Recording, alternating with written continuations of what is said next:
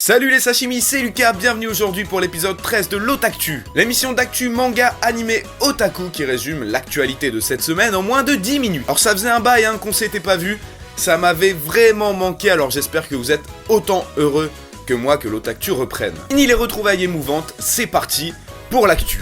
Et on commence avec la rubrique animée cette semaine puisqu'on va parler du nouveau film Yu-Gi-Oh! Qui est sorti au Japon, la fin des hors-séries dans l'animé de Naruto Shippuden, mais aussi des infos sur le film d'animation Gantz. On commence l'actu animé avec le film Yu-Gi-Oh! Qui est sorti le 23 avril dernier au Japon. En 2 jours, le film a généré plus d'1 million d'euros de revenus, avec plus de 92 000 spectateurs. Si on compare ces chiffres avec ceux des autres films d'animation dans un même laps de temps, il n'est même pas dans les 10 premiers. À la première place, on retrouve One Piece Film Z qui avait généré, attention, en 2 jours, 11,17 millions d'euros. De son côté, le film Détective Conan qui était sorti le 16 avril a lui récolté en 2 jours 10,52 millions d'euros, se plaçant à la 2e position. Alors j'aimerais savoir si parmi vous il y en a beaucoup qui attendent le film Yu-Gi-Oh! Dans les salles françaises. Les fans de Naruto qui suivent la série grâce à l'animé vont se réjouir. Attends, ça existe encore ça en 2016 ? Bref, c'est enfin la fin des HS après plusieurs mois. L'arc final face à Kaguya va enfin commencer. Il débutera le 5 mai 2016 en France et au Japon, alors soit sur votre PC sur adn.fr ou alors sur la chaîne française G1. En plus de ça, on aura le droit à un nouvel opening qui sera interprété par le groupe Asian Kung Fu Generation. C'est un groupe qui a déjà fait plusieurs openings qui sont restés dans les mémoires, notamment l'opening 2 de Naruto Haruka Kanata ou encore Rewrite, l'opening 4 de Full Metal Alchemist Brotherhood. Cette semaine, on a aussi le droit à de nouvelles informations pour le film de synthèse Gantz qui sortira le 14 octobre 2016 au Japon. D'abord, nous découvrons l'équipe qui sera en charge de ce film, avec Keiichi Sato en tant que réalisateur en chef, qui a déjà travaillé sur Shingeki no Bahamut saison 1 et 2 et l'anime Tiger et Bunny, mais surtout le scénariste Tsutomu Kuroiwa, qui travaille aussi actuellement sur le film One Piece Gold. On a aussi le droit à ce petit trailer vidéo qui nous donne un aperçu de ce que donnera le film. Pour ceux qui ne connaissent pas Gantz, c'est un seinen science-fiction d'action-horreur de 37 tomes. À noter qu'une suite intitulée Gantz J a débuté en novembre 2015 au Japon.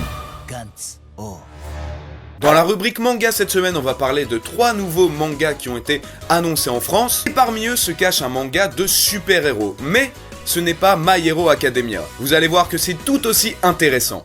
Le premier tome de Golden Kamuy de Noda Satoru sortira le 25 août 2016 en France. Ce seinen tranche de vie aventure raconte l'amitié entre Saishi Sugimoto, un vétéran de la guerre, et d'une jeune Ainu du nom de Ashirpa. Ils vont partir sur les traces d'un vieux trésor Ainu et seront témoins des pires atrocités de l'être humain, prêt à tout contre de l'argent. Quelle vie mène un super-héros après avoir sauvé l'humanité ? Eh bien c'est ce que vous propose Akata avec Chevalion qui va rejoindre la collection What the Fuck. Alors que My Hero Academia cartonne en surfant sur la vague des super-héros, ici Sawako Arashida casse les codes du genre, avec Red qui depuis son dernier grand combat n'arrive pas à se réintégrer à la société. Alors qu'il essaye d'aider la police à faire régner l'ordre et la justice, en réalité il en fait tout le contraire. En plus de ça, il tombe amoureuse de son ancienne collègue, l'ex-Chevalion Rose. Maladroit et rigolo, suivez l'aventure de ce personnage sympathique. Les plus anciens auront vu le clin d'œil des couvertures à la série Martin. On nous annonce aussi que le 1er juin, date de mon anniversaire, voilà je le glisse comme ça au calme, sortira le roman Seven Deadly Sins, Seven Wish. Dans celui-ci, vous pourrez découvrir l'enfance de Gil Thunder, Hauser et Griamore avant qu'ils ne deviennent des chevaliers sacrés. Il vous est d'ailleurs possible de lire les 40 premières pages sur le site de Manga News.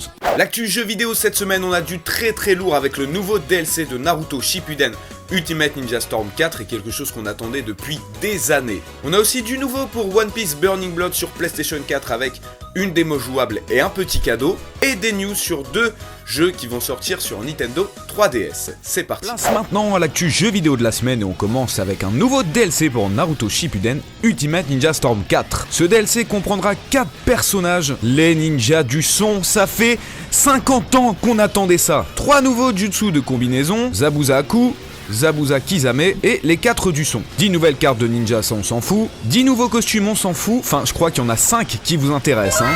Ah, bande de petits coquins. Et coquines, faut pas oublier. Des infos aussi pour One Piece Burning Blood. Et vous pourrez avoir gratuitement Luffy version arène de Dressrosa. Pour ça, il faut aller vous créer un compte sur onepiece-game.com et accepter de recevoir les newsletters de Namco Bandai. Ils vous enverront donc un code gratuit vous permettant de télécharger Golden Luffy. A noter aussi que sur le PSN japonais est sortie une démo 2 joueurs où vous pourrez incarner Luffy, Ace, Franky ou Aokiji. Cette semaine aussi on pourra noter la sortie en France de Yokai Watch sur Nintendo 3DS. Bon, il était sorti en 2013 au Japon mais a conquis plus de 10 millions de joueurs. C'est le nouveau Pokémon-like qui est en train de tout péter au Japon. Alors même si ça a l'air vachement enfantin, les sujets traités sont quand même assez matures pour un jeu destiné aux enfants. On a aussi 2 nouveaux trailers pour le jeu My Hero Academia, encore une fois sur Nintendo 3DS, avec le gameplay de Eijiro Kirishima et Choto Todoroki. Toujours pas de date française prévue pour le jeu, mais il sortira bien au Japon le 19 mai 2016. Quels sont les mangaka qui ont réussi à marquer leur temps? Vous savez, ces mangaka qui même 15-20 ans après continueront à faire parler d'eux pour leur œuvre. Eh bien on va voir ça tout de suite avec un petit top 5.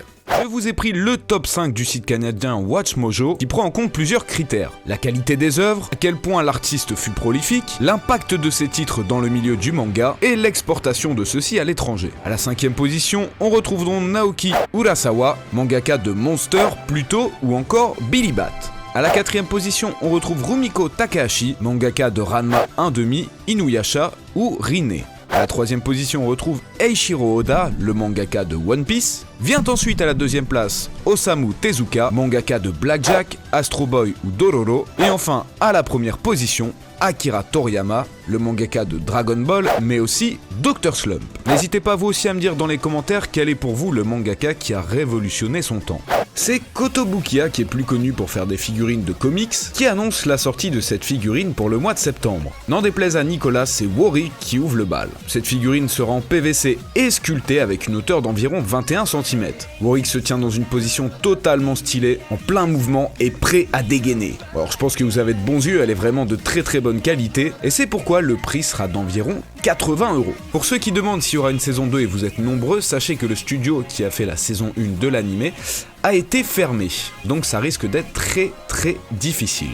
On a tous un moment eu dans notre scolarité un professeur qu'on a kiffé, que ce soit le prof d'histoire qui te raconte une histoire, c'est un peu logique, ou alors tout simplement un prof qu'on kiffe parce qu'il laisse toute la classe parler. Mais alors là, je crois que je vous ai trouvé le meilleur prof au monde, un prof qui fait ses cours en cosplay. L'habit ne fait pas le moine puisque Monsieur Kazunori est un professeur agrégé de l'université de Keio à Tokyo, qui est l'une des plus prestigieuses. Alors déjà, oubliez le fait qu'un professeur comme ça arrive en France puisqu'il est prof à la fois d'informatique, internet et de culture otaku. Ah, peut-être que ça existera dans le futur en France et que je serai peut-être prof de culture otaku, mais ce qu'il faut préciser c'est que tous ces costumes sont faits par ses mains, aussi bien ceux de femmes que d'hommes d'ailleurs. Alors je vous lance un petit défi dans les commentaires, réussir à trouver tous les personnages de ces cosplays. Le gagnant remportera un melon pan. Ah, ça vous donne envie, hein? C'est la fin de cette Otaktu et je tiens à remercier énormément tout d'abord les tipeurs grâce à qui j'ai pu acheter un nouveau projecteur, leur nom s'affichera en fin de vidéo. Merci à vous d'avoir regardé cette vidéo, n'hésitez pas à lâcher un pouce bleu si vous souhaitez me soutenir, c'est quand même assez important, et vous abonner si vous kiffez les Otaktu. Vous pouvez me suivre sur les réseaux sociaux qui sont dans la description si vous voulez voir ce que je fais en dehors de YouTube. Et moi je vous dis à la semaine prochaine, même jour, même heure. Jana!